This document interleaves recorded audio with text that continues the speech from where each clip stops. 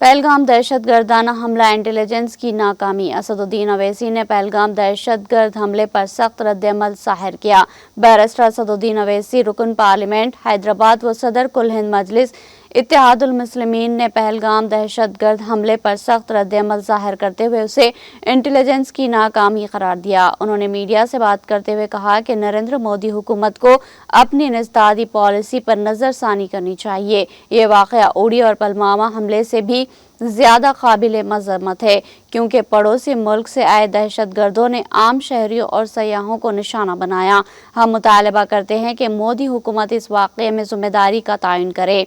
उन्होंने कहा कि दहशत गर्दों से पहलगाम में मासूम शहरियों से मजहम पूछकर उन्हें हलाक किया। हम इस वाक़े की सख्त अल्फाज में मजम्मत करते हैं। हमें उम्मीद है कि हुकूमत इन दहशत गर्दों को सबक सिखाएगी। हम मुतासिरा ख़ानदानों के साथ मुकम्मल एकजहती का इजहार करते हैं और ज़ख्मियों की जल्द सेहतयाबी के लिए दुआ गो है।